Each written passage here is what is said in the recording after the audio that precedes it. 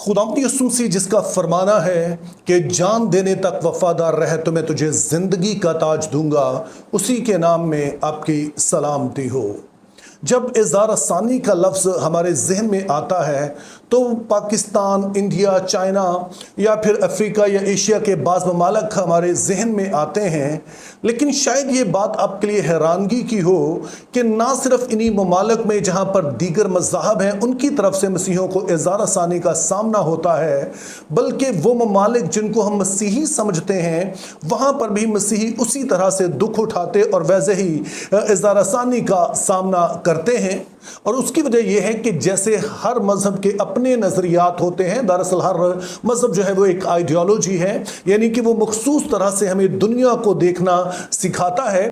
तो उसी तरह से ये लिबरलिज्म, सेकुलरिज्म, एथिज्म और जितने भी ये आप इज़म्स पढ़ते हैं ये सभी की सभी आइडियोलॉजीज हैं। और जिस तरह से दीगर मज़ाहब को मसीहत के साथ मसला है, मसीहियों के साथ मसला होता है, उसी तरह से ये जो आइडियोलॉजीज हैं, इनके जो पैरोकार हैं, उनको भी मसीहत के साथ मसला होता है। और यही सबब है कि ना सिर्फ उन ममालिक में जहाँ पर मसीही अक़लियत में है या फिर वहाँ पर जो दीगर मज़ाहब अक्सरियत में है वहीं पर मसीहों को इज़हार सानी का सामना होता है, बल्कि वो मुल्क भी जो क्रिश्चियन कहलाते हैं, यहाँ पे मसीहियों की अच्छी खासी तादाद है, वहाँ पर भी उन्हें इस सब कुछ का सामना करना पड़ता है। और अब उसकी जो ताज़ा तरीन मिसाल है वो चार्ली कर्क हैं। मुझे मालूम नहीं कि आपने उनका नाम सुना है या नहीं, लेकिन अगर आप सोशल मीडिया पे है और क्रिश्चियन कुछ आप लोगों को फॉलो करते हैं इंटरनेशनल जो हैं, तो फिर ये पॉसिबल नहीं है कि आपने उनकी कोई रील वगैरह ना देखी हो, चूँकि सोशल मीडिया पर जो मसीही जवान हैं उनके दरमियान वो बहुत मकबूल हैं।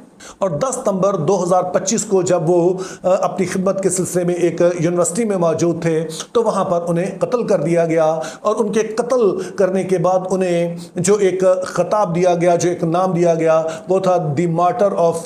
ट्रुथ एंड फ्रीडम, यानी कि शहीद हक ओ आज़ादी।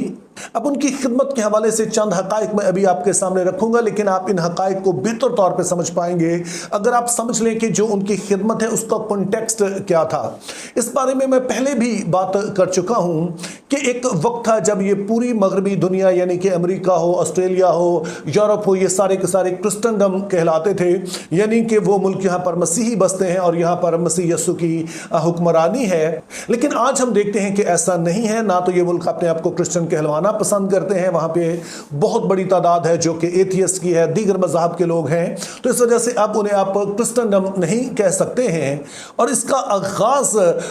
17वीं सदी के आखिर में हुआ जब एक खास किस्म का फलसफा फैलना शुरू हुआ जिसको हम रोशन ख्याली कहते हैं, इंग्लिश में से एनलाइटनमेंट एज कहा जाता है, कि जब ये मगरिब के लोगों ने फैसला किया कि हम हर एक बात पर सवाल उठाएंगे और जो साइंसी तौर पर जो तहकीक होती है वो करेंगे, और अगर कोई भी चीज़ साइंसी तहकीक पर पूरा उतरती है तो हम उसको फैक्ट तस्लीम करेंगे, एक हकीकत समझेंगे, और बाकी सबको हम कहेंगे कि ये मिथ है, ये सिर्फ अफसाना है। और ये वाला असूल उन्होंने कहा कि हम बाइबल पर भी अप्लाई करेंगे। तो यहाँ पर बाइबल को जो है वो सिर्फ एक आम किताब के तौर पर समझा गया और इसको कहा गया कि हमने इसको इंसानी तौर तरीकों से जांचना है। लेकिन बहरहाल इस तहरीक का नतीजा ये हुआ कि फिर बाइबल मुकद्दस को तो ऑलरेडी रद्द कर दिया गया, इसी तरह मसीहत जो है इसका भी मजाक उड़ाया जाने लगा। और जो सारे अहम एरियाज थे जिसको एरियाज ऑफ इन्फ्लुएंस कहते हैं, कि जहां से सोसाइटी पर आप असर डालते हैं, जैसे कि आप न्यूज़ चैनल्स की बात कर सकते हैं, आप फिल्म इंडस्ट्री की बात करते हैं, आप स्पोर्ट्स की बात करते हैं, बिजनेस की बात करते हैं, पॉलिटिक्स की बात करते हैं, तो ये सारे के सारे जो एरियाज थे ये उन लोगों के हाथ में चले गए जो बाइबल मुकद्दस को खुदा का कलाम या तो मानते नहीं थे या उसके बारे में पूरी तरह से उन्हें यकीन नहीं था, यानी कि वो मसीही तो थे लेकिन वो नाम के ही मसीही थे, जिनको आप लिबरल क्रिश्चियंस कहते हैं, या फिर वो पूरी तरह से एथियस्ट थे। तो ऐसे लोगों के हाथ में ये सब कुछ दे दिया गया। और यहाँ पर कलीसिया का जो बहुत ही नेगेटिव रोल रहा वो ये था कि उन्होंने अपने आप को बिल्कुल चर्च बिल्डिंग्स के अंदर बंद कर लिया। जैसे आज हम पाकिस्तान में भी देखते हैं कि बस हमने मखसूस सी बातें करनी है और अपने नौजवानों को इस दुनिया के बारे में हम कुछ नहीं सिखाते और सिर्फ पास्टर बनना या इसी को हम समझते हैं कि बहुत बड़ा हमने काम कर लिया है। तो इसी तरह की सूरत हाल जो है वो यूरोप में भी पैदा हुई। अब ये जो लिबरलिज्म थी या सेकुलरिज्म थी या एथियज्म थी, इन सब का जो खास निशाना थे वो स्कूल, कॉलेज, यूनिवर्सिटीज थी। उसकी वजह ये थी कि ज़ाहिर है ये अहम हलकों पर पहुंच गए, अहम जगहों पर तो ये पहुंच गए, लेकिन अब जो नई जनरेशन आनी थी इनको भी इन्होंने इसी नज़रिए से, इन सारे जो उनके नज़रियात थे इनसे मुतारिफ करवाना था। तो उसकी बेस्ट प्लेस जो थी वो यूनिवर्सिटीज़ और कॉलेजेस वगैरह थे। और यहाँ पर भी फिर ऐसे क्यूरिकुलम, ऐसी किताबें यहाँ पर पढ़ाई जाती थी कि यहाँ पर इजाज़त ही नहीं थी कि आप मज़हब के बारे में, चूँकि वहाँ पर तो ज़ाहिर क्रिश्चियनिटी ही बड़ा मज़हब था, उसके बारे में बात की जाए, बल्कि ऐसा निज़ाम लेकर आए कि दूसरे मज़हब के बारे में तो पढ़ाया जाता और क्रिश्चियनिटी को एक नेगेटिव चीज़ के तौर पर पेश किया जाता।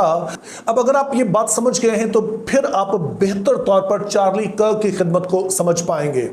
क्योंकि चार्ली खिदमत का जो महवर था, उनका जो मरकज था, उनका जो फोकस था वो एजुकेशनल इंस्टीट्यूट है, ये तालीमी अदारे जो कॉलेजेस हैं, यूनिवर्सिटीज़ हैं, ये रहे। और ये ठीक वैसा ही था कि जैसे दीगर नज़रियात ने इन तालीमी अदारों को निशाना बनाया ताकि वहीं से एक पौध तैयार हो और फिर वो सारा कुछ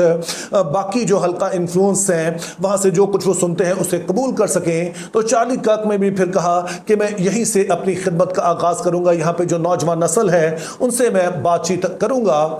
और वो सिर्फ 18 साल के थे कि जब हम देखते हैं कि उन्होंने एक मिनिस्ट्री का एक अदारा उन्होंने कायम किया जो टर्निंग पॉइंट यूएसए के नाम से जाना जाता है।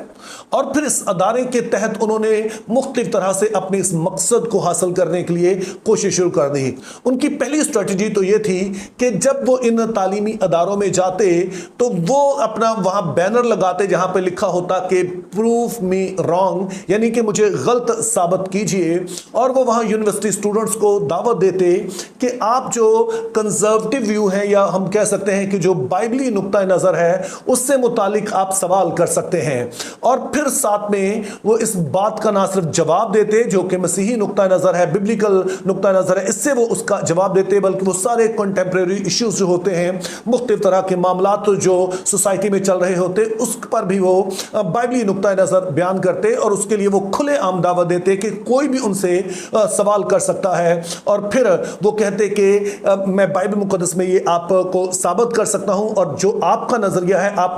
जो है कहते हैं कि हम हर चीज़ को साइंसी नुक्ता नज़र से जांचेंगे, तो आप भी साइंसी नुक्ता नज़र से अपने जो व्यूज़ हैं उनको साबित करें। और ना सिर्फ फिर वो इन कैंपसेस पर जाते बल्कि उन्होंने फिर अपनी पॉडकास्ट भी शुरू की, उन्होंने सोशल मीडिया का बकसरत इस्तेमाल किया। और अब आप सोचिए कि डेली लाखों की तादाद में जो नौजवान नस्ल है वो उनके इन क्लिप्स को, इनकी वीडियोस को वो देखते थे। तो इस सब कुछ के पीछे जैसे मैंने पहले बताया कि उनका मकसद ये था कि वो इस नौजवान नस्ल को इस तरफ राग़िब करें कि आप चाहे जो भी आइडियोलॉजी हो, चाहे जो क्रिश्चियनिटी है, चाहे इस्लाम है, चाहे कोई दूसरा मजहब है या कोई भी और आप नजरिए को मानते हैं, लिबरलिज्म को मानते हैं, आप एथियज्म को मानते हैं, जो भी है, लेकिन सभी पर आप बहस करें, बातचीत करें। और इसीलिए वो अक्सर फ्रीडम की बात करते थे, फ्रीडम ऑफ स्पीच की, कि हर चीज पर ही बात की जाए, सिर्फ मसीहत पर नहीं बल्कि बाकी नजरियात को भी जांचा जाए। और शायद आप इस बात से वाकिफ हों कि मगरबी ममालिक में और ख़ास तौर पे अमेरिका में जो जनरेशन जी है वो वापस मसीह की तरफ आ रही है। इस पर मैं अलग से एक वीडियो बनाऊंगा।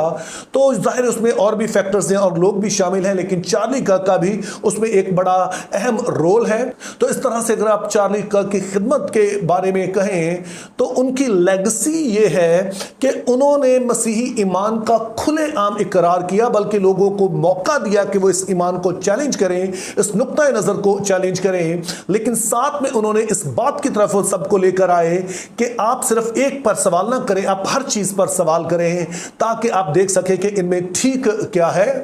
और जैसे मैंने कहा ये अपने आप में बहुत बड़ा कदम इसलिए था क्योंकि इससे पहले हम क्रिश्चियनिटी को देखते हैं कि वो एक कोने में लग गई, वो सिर्फ चर्च के बिल्डिंग के अंदर तक महदूद हो गई। लेकिन चार्ली कर्क और इसके साथ दीगर लोग भी जो है वो दरअसल मसीहत को फिर जो है वो पब्लिक लाइफ में लेकर आए, जो बिब्लिकल टीचिंग्स हैं इनको पब्लिक लाइफ में लेकर आए। और ये वो चीज़ थी जिसकी बहुत ज़रूरत थी वहाँ पर। और यहाँ पर मैं कहना चाहूँ कि सिर्फ वहाँ पर ज़रूरत नहीं है, ये पाकिस्तान में और हर जगह ज़रूरत है ہے کہ ہم اپنے نوجوانوں کو اس طرح سے ٹرین کریں, بتائیں کہ بہت سارے ظاہر ہمارے بچے جو ہیں وہ بھی جب یونیورسٹیز میں, اسکولز میں, کالجز میں جاتے ہیں تو وہ بھی بڑا کچھ سنتے ہیں, نہ صرف دیگر مذاہب کے نظریات بلکہ اسی طرح سے وہ سارا جو سائنٹیفک نالج وہ پڑھتے ہیں تو اس لحاظ سے کئی سوالات آتے ہیں. تو لازم ہے کہ ان کے ساتھ یہ بات چیت کی جائے تاکہ نہ صرف وہ اپنے ایمان میں مضبوط ہوں بلکہ دلیری سے اس کا دفاع بھی کر سکیں. اب کل رات جب مجھے چارلی کرک کی وفات کا پتہ چلا تو یہ دل کو دکھانے والی بات تھی, اگرچہ میں پہلے بھی کسی وجہ سے پریشان تھا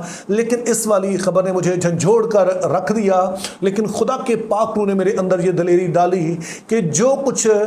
چارلی کرک کر کے چلے گئے ہیں, جیسے میں نے بتایا وہ صرف 31 سال کے تھے, ابھی ان کی عمر زیادہ نہیں تھی, ان کی جوان بیوی ہے, 2 ابھی چھوٹے بچے ہیں, ان کو چھوڑ کر وہ مرے ہیں. تو خدا کے پاک روح نے ایک چیز جو میرے دل میں ڈالی کہ جو چارلی کرک کی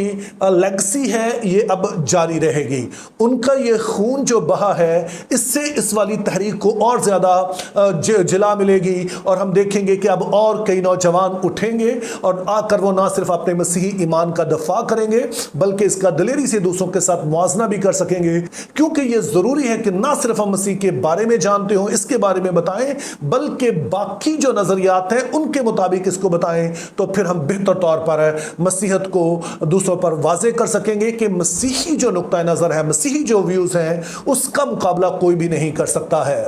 آخر میں ان کی صرف ایک کوٹیشن آپ کو بتانا چاہتا ہوں. ان سے پوچھا گیا بھی کچھ عرصہ پہلے ہی کہ جب آپ دنیا سے رخصت ہو جائیں گے تو آپ کس وجہ سے جانا چاہیں گے, کہ لوگ آپ کو کس وجہ سے یاد رکھیں. تو ان کا کہنا تھا کہ میں اس بات کے لیے یاد رکھا جانا چاہوں گا کہ میں اپنے مسیحی ایمان سے شرمایا نہیں, میں اپنی اس جرت کے لیے جو مجھے اپنی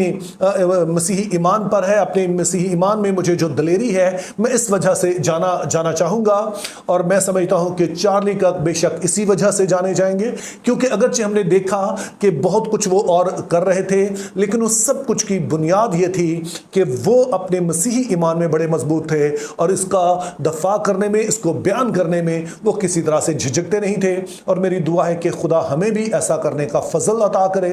think biblically, live purposefully, have a very good day.